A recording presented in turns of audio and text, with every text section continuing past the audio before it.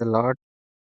మన ప్రభు అయిన యేసుక్రీస్తు పరిశుద్ధ నామంలో దేవుని ప్రియులైన మీ అందరికీ వందనాలు తెలియజేస్తున్నాను. ఈ సమయమందు మనం కొరింథీ పత్రిక 16వ అధ్యాయాన్ని ధ్యానం చేసుకుందాము. ప్రియ విశ్వాసులారా, ఈ 16వ అధ్యాయంతో కొరింథీ సంఘానికి వ్రాసిన ఈ ఉత్తరం ముగుస్తుంది. పౌలు గారు ఈ అధ్యాయంలో చివరి పలుకులు ఇప్పటి వరకు సంఘానికి అవసరమైన వాటిని ఎన్నింటినో తెలియచేశారు. ఎంతో ఉన్నతమైన విషయాలు, అలాగే వారి సమస్యలకు పరిష్కారాలు అనేకమైన వాటిని అందించిన తర్వాత ఒక ఉన్నతమైన పునరుత్థాన సందేశాన్ని 15వ అధ్యాయంలో మనందరినీ పరలోకపు అనుభవాల్లోకి నడిపించిన పౌలు గారు ఇక చివరి మాటలతో ఈ లేఖను ముగించబోతున్నారు. అధ్యాయాన్ని శ్రద్ధగా ధ్యానం చేసుకుందాము. కొరింథీయులకు రాసిన మొదటి పత్రిక 16వ అధ్యాయం మొదటి నుంచి. పరిశుద్ధుల కొరకైన సందా విషయమైతే నేను గలతీయ సంఘములకు నియమించిన ప్రకారం మీరును చేయుడి. నేను వచ్చినప్పుడు సందా పోగు చేయకుండా ప్రతి ఆదివారమున మీలో ప్రతివాడును తాను వర్ధిల్లిన కొలది మన యొద్ద కొంత సొమ్ము నిల్వ చేయవలెను. నేను వచ్చినప్పుడు మీరెవరిని యోగ్యులని ఎంచి పత్రికలిత్తురో వారి చేత మీ ఉపకార ద్రవ్యమును యెరూషలేమునకు పంపుదును. నేను కూడా వెళ్ళుట యుక్తమైన యెడల వారు నాతో కూడా వత్తురు. ప్రియ విశ్వాసులారా, పౌలు గారు ఈ పత్రిక చివరి మాటల్లో మాట్లాడుతూ యెరూషలేము సంఘం ఉంది కదా, ఆదిమ సంఘం, ఎక్కడైతే సంఘంకి పునాది ఏర్పడిందో ఆ ప్రాంతంలో ఉన్న సంఘం యొక్క అభివృద్ధి కోసం, పరిచర్య కోసం, అలాగే పేదలైన వారికి, పరిశుద్ధులలో పేదలైన వారికి సహాయంగా అపోస్తలులు, అలాగే ఆనాటి యూదులు ఆయా సమాజ మందిరాల్లో ఈ యొక్క పద్ధతిని ప్రవేశపెట్టారు. ఏమంటే కొంత ఉపకార ద్రవ్యం అనే పేరుతో చందా ఏర్పాటు చేసేవారు. ఏర్పాటు చేయబడిన ఆ చందాని యెరూషలేమునకు పంపిస్తే అక్కడ పరిచర్య అవసరాల కోసం, అలాగే పేదలైన వారి అవసరతలు తీర్చబడడం కోసం ఆ ఉపకార ద్రవ్యాన్ని ఏర్పాటు చేసేవారు. పౌలు గారు కూడా ఆ విషయాన్నే చెప్తున్నారు. కొరింథీయులారా, పరిశుద్ధులకు అవసరాలు ఉంటాయి. యెరూషలేములో పరిచర్య జరుగుతుంది. ఆ పరిచర్యకు మీ ఉపకార ద్రవ్యము కాస్తంత వినియోగపడే నిమిత్తమై మీరు కొంత ఏర్పాటు చేయండి. నేనొచ్చి మీ చేత బలవంతంగా అది ఏర్పాటు చేయించి మీ దగ్గర లాక్కోవడానికి అలా కాదు. అప్పటికప్పుడు పోగు చేయడం అంటే ఇష్టం. మీరే ప్రతి ఆదివారాన కాస్తంత మీరు వర్ధిల్లిన దాంట్లో కొంత, విశ్వాసులారా, పరిచర్య కోసం దశంభాగం, ప్రథమాంశం ఇవిస్తారు. అయితే ఇది పాత నిబంధన. కృత నిబంధన అయితే మనం కృపాకాలమందుము ధర్మశాస్త్ర పద్ధతి కాదు. మనిషి తాను వర్ధిల్లిన కొలది తానెంత ప్రేరేపించబడితే అంత పరిచర్యకు ఇవ్వవచ్చు, సహకారపడొచ్చు. అదే చెప్తున్నారు. మీరు వర్ధిల్లిన కొలది ఆరాధన క్రమంకి వెళ్ళినప్పుడు మీరు ఎలాగూ కానుకలు ఇట్లాంటివన్నీ సమర్పిస్తున్నారో, అలాగే కొంత సొమ్ము మీ మనసుకు తోచినంత మీ దగ్గర నిల్వ ఉంచండి. కాస్త ప్రక్కన పెట్టి ఉంచండి. అది నేనొచ్చినప్పుడు ఎవరు యోగ్యులని ఎంచుతారో అటు వారి చేతికి దాన్ని అప్పగించి పంపిద్దాము. అది వాళ్ళకి ఉపయోగపడుతుంది. ఇది మంచి పద్ధతి అని పౌలు గారు వాళ్ళకి చక్కగా తెలియచేస్తూ ఉన్నారు. ఎందుకంటే ఆ పరిశుద్ధుల అవసరతలు తీర్చబడటం, దేవుని పక్షంగా కాస్తంత ఇదంతా వినియోగించబడటం జరుగుతుంది. మీరైతే ఒకేసారి దీని విషయంలో హైరాణ పడొద్దు. కొంత ఏర్పాటు చేయండి. యోగ్యులుగా ఎవరు ఎంచబడతారో వారి చేత ఇద్దరు ముగ్గురికి కనీసం అప్పజెప్పి పంపిద్దాము. వారు వెళ్ళి అందచేస్తారు. అవసరమైతే నేను కూడా వెళతాను దాన్ని ఇచ్చి రావడానికి. ఎందుకంటే ఒకరికే ఇస్తే ఆ ధనం మీద ఆశ కలిగి అది చేరవలసిన చోటకి చేర్చకుండా వారి మధ్యలో ఏమన్నా చేయొచ్చు. అందుకే యోగ్యులైన నమ్మకస్తుల చేతికి అది అప్పగించాలి. విశ్వాసులారా, పరిచర్య క్షేమాభివృద్ధి చెందు నిమిత్తం ఇలాగూ విశ్వాసులైన ప్రతివారు ఏ పరిచర్యలో ఉన్నారో ఆ పరిచర్య యొక్క అవసరతలు తీర్చబడటం కోసం అన్ని రకాలుగా సహకరించడం మంచి పద్ధతి. కొందరు మేము దశంభాగం ఇస్తున్నాం కదా అంటారు. అయితే దశంభాగం అది ధర్మశాస్త్ర కాలంలో ప్రభువు నియమించిన పద్ధతి. ఇప్పుడు కృపాకాలంలో మనం ఉన్నాము. ప్రేరేపించబడినంత మనిషి ఎంత వర్ధిల్లుతున్నాడో అందులో అతనికి నచ్చినంత. ఇందులో బలవంతం లేదు. స్వేచ్ఛ ఉంది. ఒక కట్టుబాటు, నియమం అని కాదు. స్వేచ్ఛతో చేయవచ్చు. ప్రియవిశ్వాసులారా, మంచి మనసుతోనే ప్రభు పరిచర్య కోసం సహాయపడాల్సి ఉంటుంది. బలవంతంగానో లేదా ఏదో ఇష్టం లేని మనసుతో చేసినంత మాత్రం చేత ఇది దీవెనగాను ఎంచబడదు. దాతృత్వంగాను ఎంచబడదు. అందుకోసం మంచి మనసుతో మీరిది చేయాలి. రోమా పత్రికలో కూడా మనం చదువుతాము. నేను ఉపకార ద్రవ్యాన్ని ఇవ్వటానికి వెళుతున్నాను. వాళ్ళు ఇష్టపడి ఏర్పాటు చేశారు అది. నేనేమి వారిని బలవంతం చేయలేదు అని వేరే సంఘాన్ని ప్రశంసిస్తారు రోమా పత్రికలో. అలాగే ఇక్కడ కూడా మీరు కాస్త అలాగ ఏర్పాటు చేయండి. అది అవసరతలో ఉన్న వారి కోసం ఉపయోగపడుతుంది అని చెప్పారు.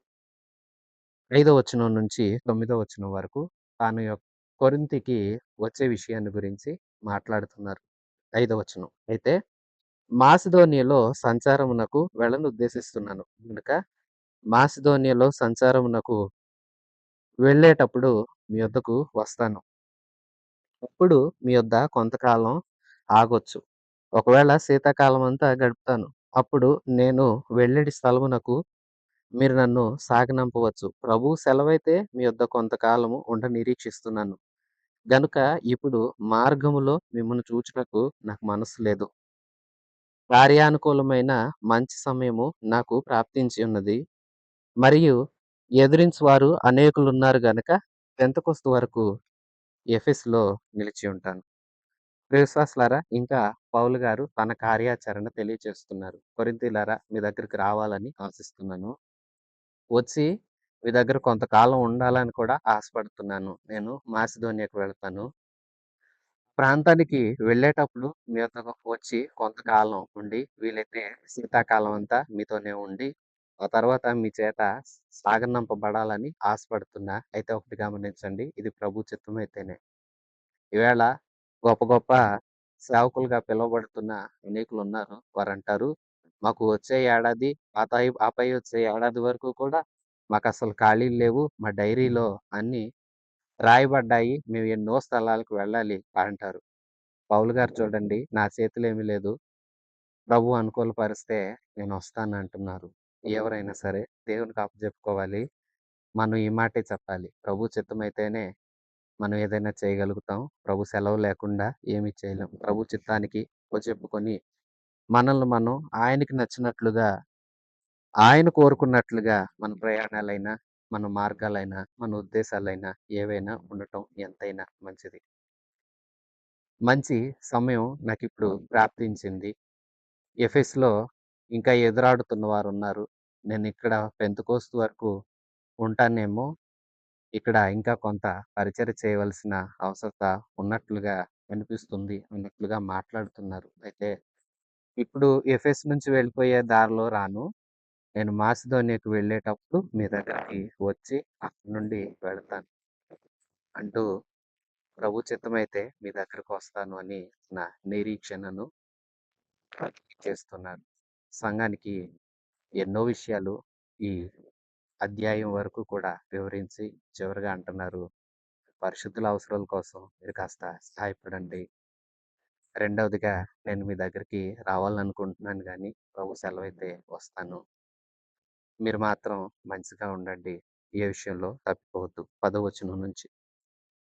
తిమోతి వచ్చిన యెడల అతడు మీ యొద్ద నిర్భయుడై ఉండునట్లు చూచుకోండి. నా వలనే అతడు ప్రభువు పని చేయుచున్నాడు గనుక ఎవడైనా అతనిని తృణీకరించవద్దు. నా యొద్దకు వచ్చుటకు అతనిని సమాధానంతో సాగనంపుడి. అతడు సహోదరులతో కూడా వచ్చునని ఎదురు చూస్తున్నాను. సహోదరుడైన అపొల్లోను గూర్చిన సంగతేమనగా అతడు ఈ సమయంలో అతడు సహోదరులతో కూడా మీ యొద్దకు వెళ్ళాలని నేనతన్ని చాలా బతిమాలుకొంటిని గాని, ఇప్పుడు వచ్చుటకు అతనికి ఎంత మాత్రమును మనస్సు లేదు. వీలైనప్పుడు అతడు వచ్చును. ప్రియవిశ్వాసులారా ఇంకా ఏం చెప్తున్నారంటే, నేను మీ దగ్గరికి తిమోతిని పంపుతున్నాను.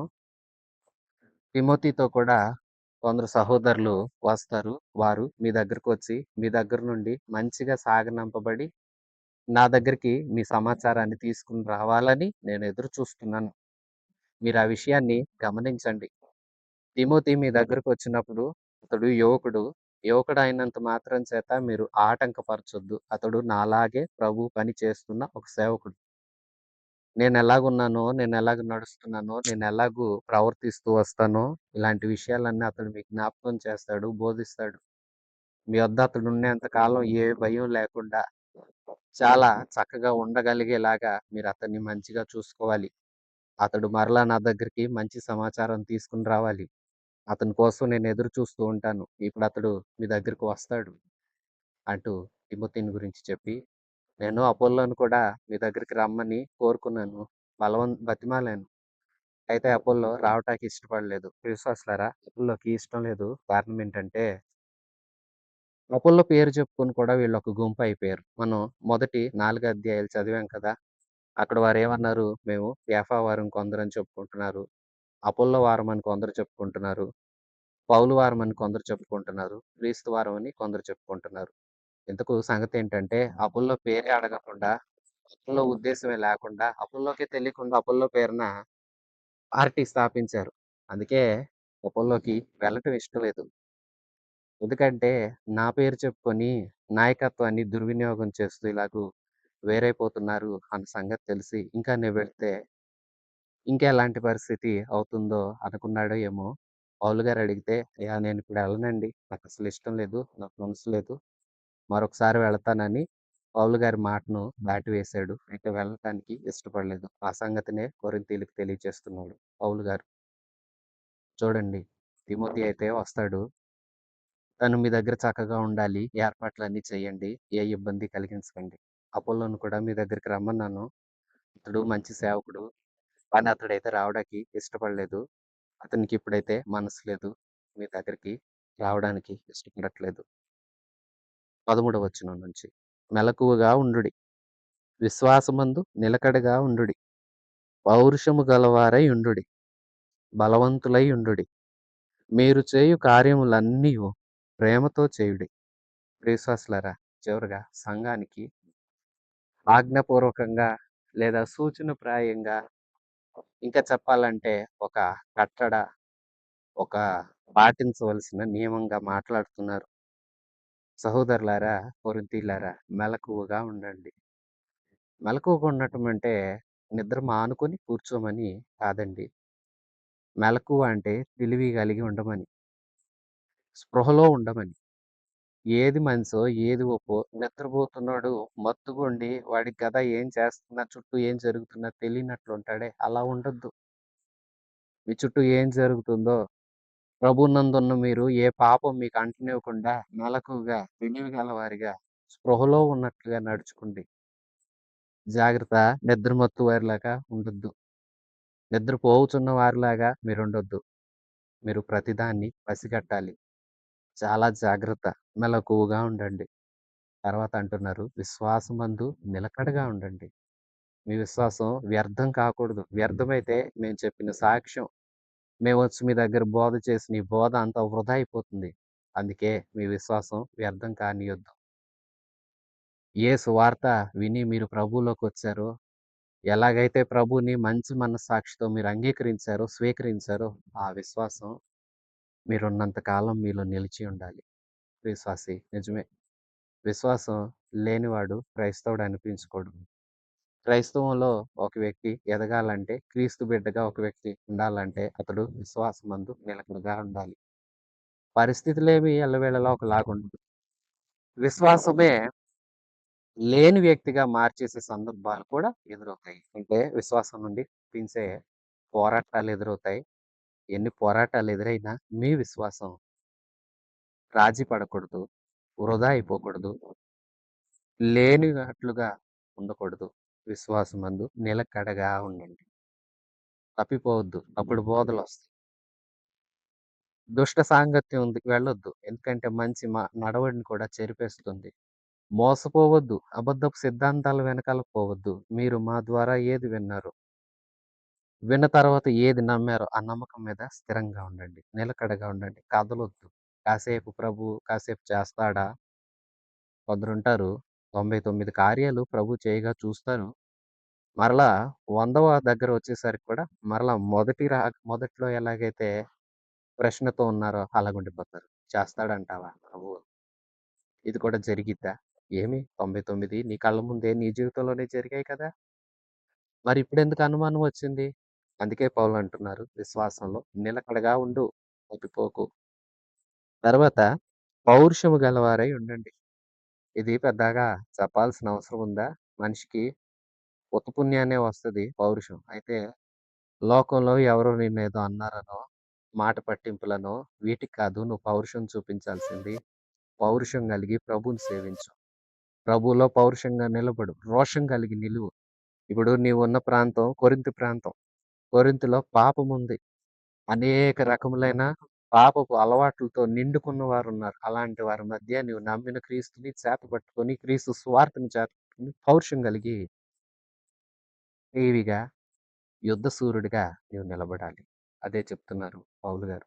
ప్రభువులో పౌరుషాన్ని వహించండి. అంటే ప్రభువుని, ఆయన మాటలు చేపట్టి, గట్టిగా పట్టుకొని, అందులో జీవించే విషయంలో పౌరుషాన్ని కనపరచండి. అంతేగాని వాళ్ళతో వీళ్ళతో గొడవలు పెట్టుకొని, నేనేం తక్కువ, నాకేం ఎక్కువ, నీకేం తక్కువ ఇలాగొద్దు అని సంఘానికి చక్కగా హెచ్చరిస్తున్నారు.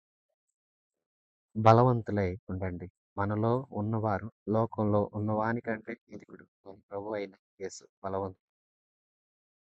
బలవంతుడైన ప్రభువుని ఆరాధిస్తున్న మనం బలహీనులముగా ఉండతగదు. బలవంతులముగా ఉండాలి. అందుకే మరొకసారి మెలకువగా ఉండండి. అంటే తెలివి కలిగి చుట్టూ ఏం జరుగుతుందో వివేకం గలవారై స్పృహలో ఉండండి. విశ్వాసం మీరేదైతే ఏ ప్రభువునైతే ఏ నిరీక్షణైతే కలిగున్నారో ఆ నమ్మకంలో, ఆ విశ్వాసంలో, ఆ నిరీక్షణలో నిలకడగా ఉండండి. ప్రభు కార్యాల విషయంలో పౌరుషాన్ని చూపించి, సంఘాన్ని కట్టుకునే విషయంలో మీ పౌరుషాన్ని కనపరచండి. బలవంతులుగా ఉండండి. మన ప్రభు బలవంతుడు. 14 వచనం. మీరు చేయు కార్యములన్నీ ప్రేమతో చేయండి. మీరేం చేస్తున్నారో అదంతా ప్రేమ కలిగి చేయండి. ప్రేమ లేకపోతే సంఘం నిలవదు. ప్రియ సహోదరి, సహోదరుడా ప్రేమ లేకపోతే కుటుంబం నిలవదు. ఒక బంధం నిలవదు. అలాగే ఒక సంఘం కూడా నిలబడదు. ప్రేమ ఎంతో అవసరం. క్రీస్తు నిన్ను నన్ను ప్రేమించాడు. మనం ప్రభువుని ప్రేమించాలి. మనం మన తోటి సహోదరులను కూడా ప్రేమించాలి. ఎన్నున్నా ప్రేమ లేకపోతే నేను వ్యర్థుడిని అంటున్నాడు పౌలు. అందుకే ప్రేమతో చెయ్యండి. చందా వేస్తారా? ప్రేమతో చేయండి. ఆరాధన చేస్తారా? ప్రేమతో చేయండి. ఒకరినొకరు ప్రోత్సహించుకోనండి. ఐక్యత కలిగి ఉండండి. మంచి మనస్సాక్షితో మంచిగా ఉండండి అని తెలియచేస్తున్నారు. 15వ వచనం నుంచి స్టెఫను ఇంటివారు అక్కయ్య యొక్క ప్రథమ ఫలమై ఉన్నారనియు, పరిశుద్ధులకు పరిచర్య చేయుటకు తమను తాము అప్పగించుకుని ఉన్నారనియు మీకు తెలుసు. కాబట్టి సహోదరులారా అటు వారికిని పనిలో సహాయం చేయుచు, ప్రయాసపడుచు ఉండువారికి అందరికీ మీరు విధేయులై ఉండాలని మళ్ళీ బతిమాలు. స్టెఫను ఫోర్మునాతు అకాయికు అనువారు వచ్చినందున సంతోషిస్తున్నాను. మీరు లేని కొరతను వీరు నాకు తీర్చి, నా ఆత్మనకును మీ ఆత్మకును సుఖము కలగజేసిరి గనుక అట్టి వారిని సన్మానించండి. ఆసియలోని సంఘముల వారు మీకు వందనాలు చెప్తున్నారు.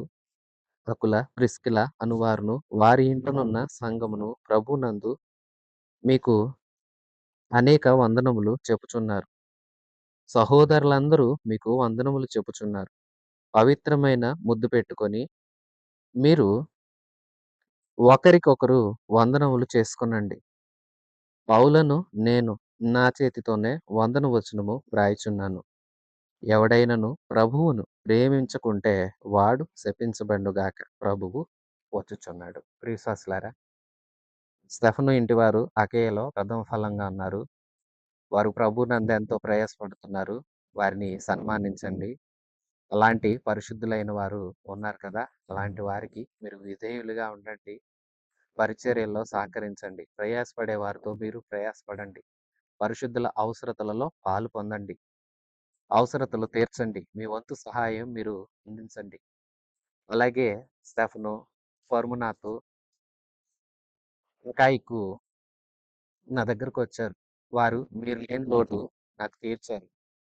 మీకు, మాకు మధ్య ఎంతో నెమ్మది కలగచేసి చాలా ఆనందాన్ని కలిగించారు. వీరు కొరింథీ నుంచొచ్చారు. ఇప్పుడు ఈ పత్రిక వారు తీసుకెళ్తారు.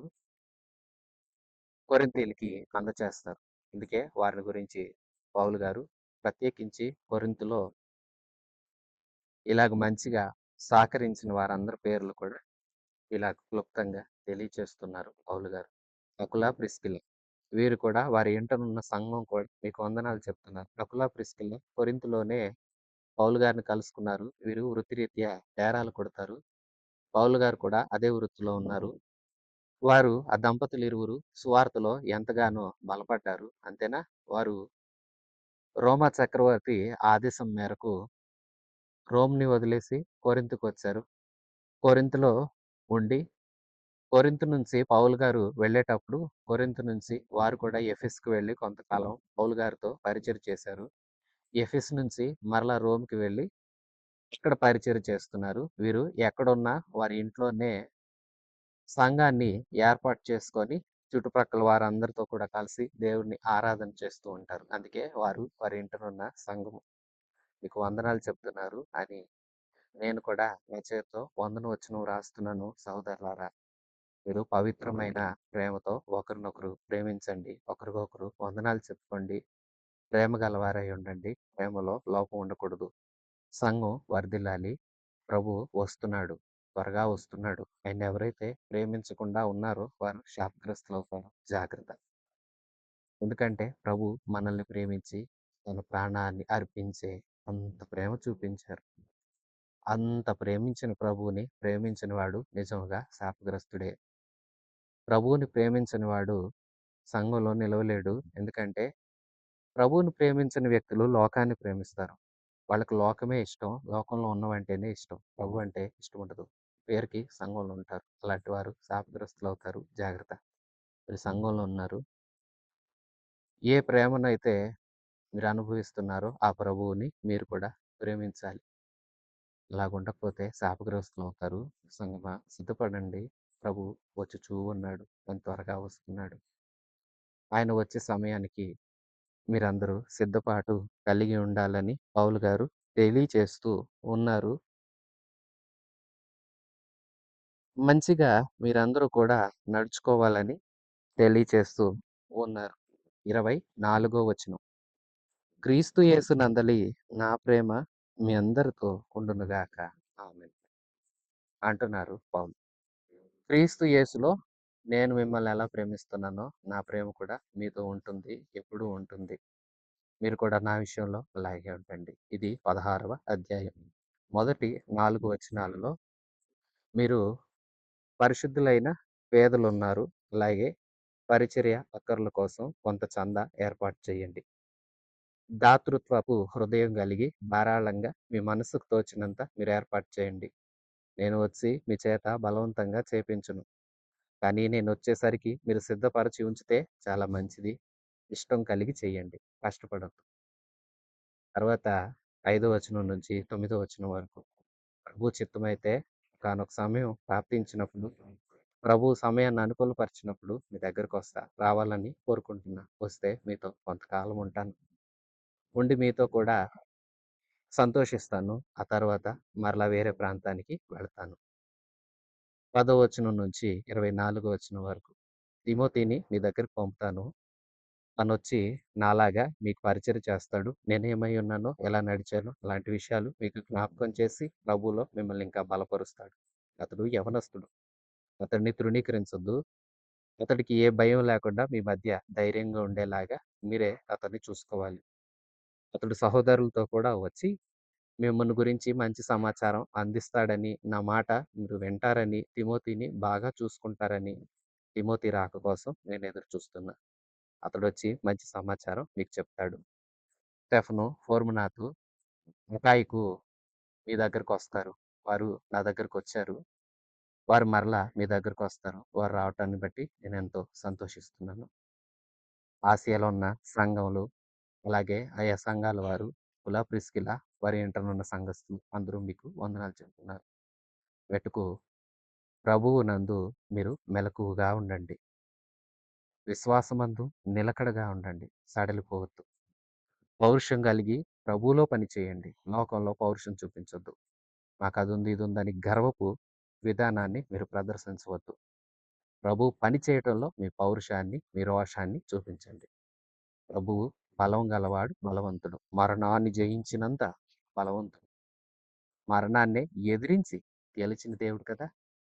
ఆయనలో ఉన్న మీరు కూడా బలవంతులుగా ఉండండి. తప్పిపోకండి. ప్రభువులో స్థిరపడండి. జాగ్రత్తగా ఉండండి. అన్ని కార్యాలు ప్రేమతో చేయండి.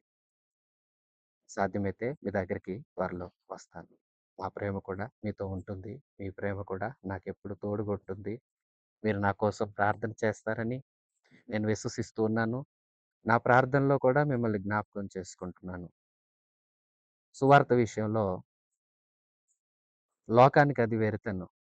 మీకైతే, మనకైతే రక్షించబడుతున్న మనకు అది దేవుని శక్తి. గుంపు మనస్తత్వాలు మీలో వద్దు. అపుల్లవారు, కేఫావారు, యేసువారు, పౌలువారు ఇలా చెప్పొద్దు. యేసు విభాగించబడలేదు కదా! పౌలు మీకోసం సిలువ వేయబడలేదు కదా! పొల్లో నీరు పోశాడు. నేను నాటాను. వృద్ధి చేసింది క్రీస్తే. మీరు క్రీస్తునందు ఏకమై ఉన్నారు. మీ దేహము దేవునికి ఆలయమై ఉంది. దాన్ని పాడు చేయొద్దు. ప్రభుకి ఇష్టలుగా బ్రతకండి. ప్రభు ఆత్మకు నిలయంగా బ్రతకండి. గుంపు వద్దు. మీరు దేవుని గృహం. మేము గృహ నిర్వాహకులం. మీరు దేవుని వ్యవసాయం. మేము దేవుని వ్యవసాయం చేసి జత పనివారము. గుంపులుగా వద్దు. ఐక్యంగా ఉండాలి సంఘం అంటూ మొదటి 4 అధ్యాయాలు ప్రబోధించాడు పౌలు. 5వ అధ్యాయంలో సంఘం ఉంది. సంఘం పరిశుద్ధంగా ఉండాలి. మీలో ఒక పాపం చేసిన పాపాత్ముడు ఉన్నాడు. అతనితో మీరెందుకు రాజీ పడ్డారు? అతనికి బుద్ధి చెప్పండి. పశ్చాత్తాపానికి నడిపించండి. వినకపోతే వెలివేయండి. బుద్ధి తెచ్చుకోవాలి అతడు. 6వ అధ్యాయంలో అంటారు, మీలో వ్యాజ్యాలున్నాయేంటి? మీరు సహోదరులు ఐక్యత కలిగి ఉండాలి కదా! కోర్టులకు వెళుతున్నారా? కేసులు పెట్టుకుంటున్నారా? మీ పద్ధతేం బాలేదు. మీరు మారాలి. మీరు క్రీస్తుకి మీ అవయవాలన్నింటినీ సమర్పించుకోవాలి. మీరు చెడ్డవారుగా, చెడుని జరిగించేవారిగా ఉండకూడదు. 7వ అధ్యాయం. వివాహ బంధాల్లో మీలో ఏంటి విడాకులున్నాయంట? వివాహాల విషయంలో మీకెన్నో సమస్యలొస్తున్నాయంట. బంధం ప్రభు ఏర్పాటు చేసింది. అంతవరకు కాపాడుకోండి. వివాహం విషయంలో ఎవరికి వారే మంచి తీర్మానం తీసుకున్నారు. చేసుకోకుండా ఉంటారా? అయితే పాపం చేయకూడదు. చేసుకుంటారా? బంధాన్ని వీడకూడదు. మరణం తప్ప వేరేది వేరు చేయకూడదు. 8వ అధ్యాయం నుంచి 10వ అధ్యాయం వరకు. ప్రియ విశ్వాసులారా, మీకు స్వేచ్ఛ ఉంది. స్వేచ్ఛ ఉంది కదా అని ఉప్పొంగ చేసే జ్ఞానంతో ప్రవర్తించవద్దు. ప్రేమగా ఆలోచించండి. మీ స్వేచ్ఛ ఎదుటి వ్యక్తులకి ఆటంకం కారాదు. మీ తిండి విషయంలో మీరు ఎదుటి వారికి ఆటంకంగా ఉండద్దు. మీ ప్రవర్తన, వేషధారణ, మాట తీరు, పద్ధతులు ఏది ఎవరికి ఆటంకంగా ఉండకూడదు. జాగ్రత్త. ఒకవేళ అంతగా అవసరమైతే మీ స్వేచ్ఛను, మీ హక్కుల్ని పక్కన పెట్టి ఎదుటివారి కోసం కొన్ని హక్కుల్ని వదులుకోండి. నేను అలాగే చేస్తున్నా. నాకు ఇంత ఈ సంఘాలున్నాయి. ఇంతమంది తెచ్చిపెడితే తిని సమృద్ధిగా ఉండగలను. కానీ అలా ఉండకుండా సువార్త ప్రకటన చేయడానికి కోసం అవసరమైతే నేనే కష్టపడి, నా చేతులతో పనిచేసి, నా కష్టార్జితాన్ని ఇతరుల కోసం వినియోగిస్తూ ప్రభు కోసం ప్రయాసపడుతున్నాను. ఏమి నా హక్కుని నేను వినియోగించుకోలేదే. ఎందుకంటే ప్రభు కోసం. అలాగే ప్రభువులోకి ఇతరులైన నా సహోదరుల్ని నశించిపోతున్న వారిని తీసుకురావాలని నేను వదులుకున్నా. అలాగే మీరు కూడా మీ సహోదరుల కోసం అవసరమైతే కొన్ని విషయాలు, కొన్ని పద్ధతులు మార్చుకోండి. పెట్టుకు ప్రభువుకు నచ్చేలాగా జీవించండి. 11వ అధ్యాయం. ఏమిటి ప్రభు బల్ల? ఏమనుకుంటున్నారు? ఇది పరిశుద్ధమైన పరిచర్య. అయోగ్యంగా ఎందుకు స్వీకరిస్తున్నారు? అయోగ్యంగా బలలో చేయి వేస్తే పశ్చాత్తాప హృదయము విరిగినలిగిన మనస్సు లేకుండా ప్రభు బలలోకి వెళ్ళి అది రొట్టె అని, ద్రాక్షరసం అని స్వీకరించారు. జాగ్రత్త. రోగము మిమ్మల్ని వెంటాడుతుంది. మీరు చనిపోవడానికి కూడా ఆ అపరాధం కారణమవుతుంది. అందుకే అపరాధంగా ని మీరు బలలో చేయి వేయకూడదు. నిర్దోషులుగా, నిష్కళంకులుగా ప్రభుతో సమాధాన పడిన వారే ప్రభు బలలో పాలు పొందండి. మీరు జాగ్రత్తగా ఉండండి. 12వ అధ్యాయం. సంఘానికి కృపావరాలున్నాయి. ఆసక్తితో శ్రేష్టమైన వాటిని అపేక్షించండి. కృపావరాలు కావాలి. వరము సంఘం యొక్క క్షేమాభివృద్ధి కోసం. 14వ అధ్యాయం. వరాలన్నీ సంఘ క్షేమాభివృద్ధి కోసం. వినియోగించే విషయంలో క్రమాన్ని పాటించండి. అక్రమం సంఘంలో ఉండకూడదు. 13వ అధ్యాయం. ఇవన్నీ మీలో సక్రమంగా ఉండాలంటే మీలో ప్రేమ ఉండాలి. ప్రేమ దీర్ఘశాంతాన్ని చూపిస్తుంది. దయ కలిగి ఉంటుంది. డంబముగా ప్రవర్తించదు. మర్యాదగా నడవదు. అన్నిటిని నమ్ముతుంది. అన్నిటిని సహిస్తుంది. ఓర్చుకుంటుంది. ఎదుటివారిని ప్రేమిస్తుంది. ఎవరికీ నష్టాన్ని కలిగించదు. అన్నింటిని ఓర్చుకుంటుంది. ఒకటి పరిశుద్ధ ప్రేమ కలిగి ఉండండి. ప్రేమ లేకపోతేనే గొడవలు. ప్రేమ లేకపోతేనే పాపం. ప్రేమ లేకపోతేనే విడాకులు. ప్రేమ లేకపోతేనే గర్వం. ఇలాంటివన్నీ వస్తాయి. మీలో ఇన్ని సమస్యలకు కారణం ప్రేమ తగ్గింది. ప్రేమ యందు స్థిరపడండి. 15వ అధ్యాయానికి రండి. అదిగో ప్రభువు. ప్రభువు మధ్యాకాశానికి వచ్చి పిలుస్తాడు. పిలిచిన నాడు మనం బ్రతుకున్నామా? రెప్పపాటులో మన శరీరం మార్పు నొందుతుంది. మట్టి శరీరం మహిమ శరీరంగా మారిపోతుంది. ప్రభు దగ్గరికెళ్తాం. ఒకవేళ చనిపోయామా? ప్రభు పిలిచిన నాడు చనిపోయిన మనము మహిమ శరీరంతో లేపబడి రెప్పపాటులో ప్రభు దగ్గరికి వెళతాం. ప్రభువునందున్న వారే, ప్రభువుని విశ్వసించిన వారే, ప్రభువులో ఈ మంచి లక్షణాలు కలిగి ముందుకు నడిచేవారే ఆయన చూడ్డానికి వెళతారు. అక్షయ శరీరంతో లేపబడి ఆయనతో కూడా యుగయుగాలు ఉంటారు. ప్రభునందు లేకుండా, ప్రేమలో లేకుండా, లోకంలో ఉంటూ, ఇంక నువ్వు రక్షణ పొందకుండా, కాలయాపన చేస్తూ, వృధాగా జీవితాన్ని పాడు చేసుకుంటుంటే నరకానికి పోతాడు. మనందరికీ పునరుత్థానం ఉంది. పునరుత్థానంలో ప్రథమ ఫలంగా ప్రభు లేపబడ్డాడు. ఆయనలాగా మనం కూడా పునరుత్థానాన్ని పొందుతాం. ప్రభుతో యుగయుగాలు ఉంటే సిద్ధపడండి. నా ప్రియ సహోదరులారా, పరిశుద్ధ అవసరతల్లో పాలు పొందండి. ఇదిగో అవకాశం ఉంటే మీ దగ్గరకు వస్తాను. ఇప్పుడైతే తిమోతిని పంపుతున్నాను. అలాగే స్టెఫను, ఫర్మునాతు, అకియాకు మీ దగ్గరకు వస్తారు. వారు వచ్చి మీకు ఈ లేఖను అందచేస్తారు. మీరు ఒకరినొకరు ప్రేమించుకొనండి. విశ్వాసమందు నిలకడగా ఉండండి. పౌరుషం గలవారై మెలకువగా ఉండండి. బలవంతులై ఉండండి. సమస్త కార్యాలు ప్రేమతోనే చేయండి. ప్రియ విశ్వాసి సహోదరుడా, సహోదరి, కొరింథీ పత్రిక అంతా విన్నావు కదా. పౌలు గారు ఈ లేఖ రాసి పంపినప్పుడు కొరింథీ సంఘస్థులు చదువుకొని పౌలు గారు చెప్పిన విషయాల్లో చాలా మార్పు నొందారు. చాలా చాలా చాలా మార్పులు వచ్చాయి. ఈ లేఖ వారికి ఎంతగానో ఉపయోగపడింది. మరి నీవు విన్నావు.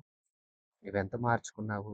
ప్రియ విశ్వాసి, లేఖను చదివిన నీవు మార్పు నొందు. మారు మనస్సు పొందు. రూపాంతరము చెందు. ప్రభు రాకడకై ఎదురు చూడు. ప్రభువు వచ్చుచున్నాడు. కొరింథీ పత్రిక 16వ అధ్యాయం 23వ వచనం. ప్రభువైన యేసుక్రీస్తు కృప మీకు తోడై ఉండును గాక. ఆమేన్. God bless you.